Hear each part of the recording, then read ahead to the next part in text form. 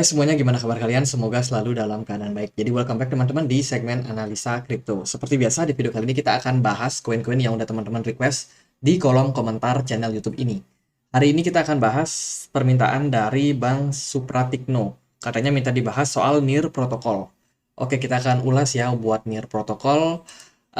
Hari ini NIR Protocol berada di kisaran harga 1,21 dolar, teman-teman. Market sedikit crash dalam 2 hari terakhir ya. Per video ini dibuat itu hari Minggu tanggal 11 Juni. Jadi Sabtu dan juga Jumat kemarin itu crash. Market ya sedikit mengalami gejolak lah. Tapi altcoin itu yang paling terdampak sih. NIR Protocol juga drop lumayan signifikan, kalau nggak salah sekitar 20% kurang lebih ya. NIR Protocol hari ini berada di ranking 39 di CMC. Ini adalah project layer pertama, teman-teman, di mana tujuannya yaitu untuk meningkatkan skalabilitas, kemudian juga transaksi yang murah. Jadi mengikuti apa yang sudah ada dalam blockchain-blockchain yang lain, teman-teman. Jadi mereka terinspirasi nih sama Ethereum yang punya apa namanya project yang sangat-sangat besar, sustainable sampai sekarang. Dan NIR Protocol mengikuti jejak tersebut dan mencari kelemahan-kelemahan dari project-project yang sudah ada sebelum-sebelumnya.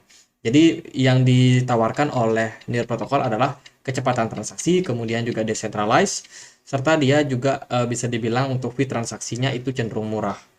Mereka juga membangun apa namanya aplikasi-aplikasi di apps ya di atas dari blockchain NIR Protocol, kemudian juga NFT, teman-teman. Jadi ini bisa dibilang project yang cukup besar. Mereka menggunakan teknologi yang namanya Nightshade. Ini adalah variasi daripada sebuah sharding dengan tujuan untuk transaksi yang sifatnya paralel dan juga multiple shared chains, artinya bisa dilakukan lintas blockchain, teman-teman. Itu sekilas aja buat NIR Protocol. Kalau teman-teman mampir ke websitenya, di sini kita bisa temukan ya informasinya, DOS atau Operating System for an Open Web, teman-teman. Ini adalah jaringan open web yang didukung dengan beberapa platform di sini. Jadi itu yang support mereka, tujuannya mereka ya itu adalah untuk mendapatkan adopsi yang lebih besar, teman-teman. Karena project yang dilakukan dari NIR Protocol sendiri itu sudah bisa dibilang cukup bagus ya. Dia ingin menyaingi seperti halnya Ethereum, teman-teman. Kemudian ya itu sih. Kalau kita perhatikan juga dari explorernya atau trackernya, ini adalah jaringan daripada NIR Protocol. Saat ini node validatingnya ada sekitar 215 node. Jadi validatornya ya, teman-teman. Kemudian kalau kita perhatikan dari historical transaksi yang terjadi di NIR Protocol itu mengalami peningkatan di tanggal 9 Juni kemarin, dan di perdagangan kemarin itu udah mulai melandai. Jadi bisa dibilang aktivitas dari blockchain-nya itu masih cukup bisa dibilang rame ya untuk blockchain daripada NIR Protocol. Kemudian dari kepemilikan wallet ini ada beberapa yang punya kepemilikan wallet daripada kepemilikan koin daripada NIR Protocol yang paling besar, teman-teman. Ini wallet-walletnya ada di sini dan kita mungkin nggak akan lihat ini secara detail karena dari node-nya sendiri cenderung agak ditutup-tutupin. Ini adalah sirkulasi, teman-teman, sirkulasi supply dari NIR Protocol. Kalau kita lihat dari yang biru muda yang di bagian bawah ini adalah supply-nya. Sementara yang biru ini, yang biru tua ini adalah total supply yang beredar buat NIR Protocol. Kalau kita lihat sih semakin lama supply-nya semakin lama semakin meningkat ya. Ini akan semakin mendekati yang biru ini, teman-teman, di mana yang biru ini adalah harapannya. Jadi harapannya yang warna biru, tapi yang realitanya ini, teman-teman. Dan kalau kita lihat sih sekarang sudah terjadi peningkatan yang cukup impulsif terhadap supply yang ada pada NIR Protocol. Sekilas aja untuk supply maksimum NIR Protocol itu unlimited ya. Sementara dia lagi berada di kisaran 900 ya 900 900 juta untuk supply beredarnya untuk NIR Protocol. Volumenya pun juga hari ini drop lumayan signifikan. NIR Protocol itu ada beberapa event, teman-teman. Kalau kita perhatikan di tanggal 25 sampai 26 Juli itu akan ada event di Tokyo ya. Ini ada dari Robbie Lim yang sebagai GM dan juga Business Development NIR Protocol. Ini akan bertemu banyak sekali pengusaha-pengusaha lain daripada berbagai project. Ini ada yang punya Dominic Williams, Divinity ya, ICP, ini ada Astar Network, terus juga ada perusahaan-perusahaan benda besar seperti Binance, ini ada Takeshi Chino, Bitbank, ini salah satu exchange atau bank ya teman-teman. Ripple, ini ada perwakilan dari Emi Yoshikawa dari Ripple. Jadi ini pertemuan banyak sekali petinggi-petinggi besar teman-teman yang tentunya akan membicarakan soal kelanjutan daripada web.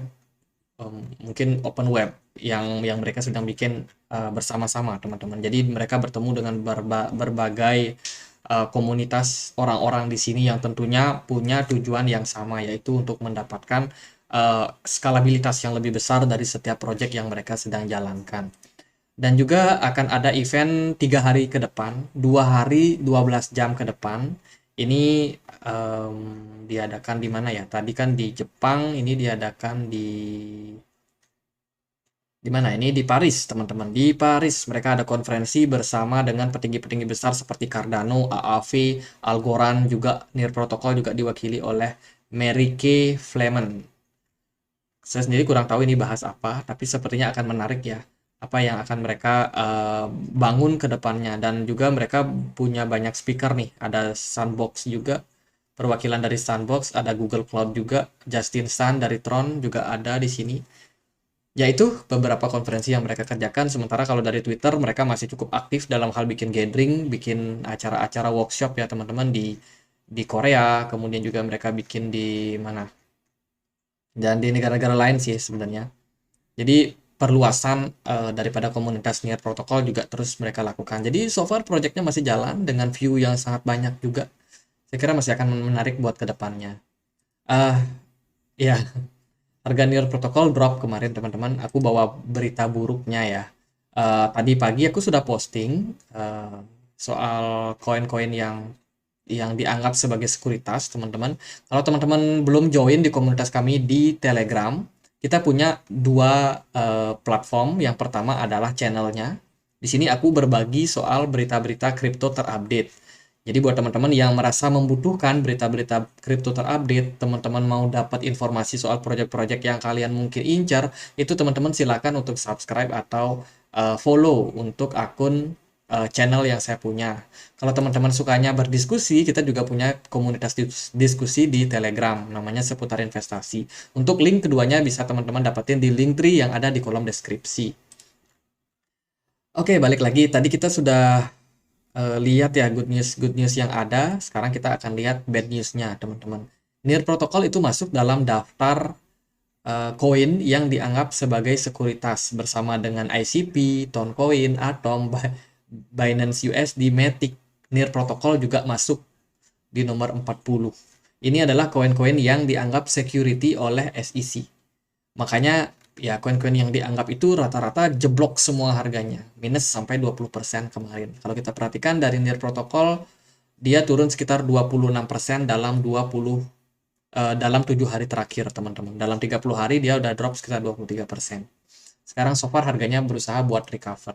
Untuk pergerakan dari Near Protocol, sementara dia masih terlihat melewati dia punya apa namanya level bottom terakhir waktu crash, ini waktu fund dari FTX. Sekarang harga Near Protocol udah menembus dari level bottom yang kemarin.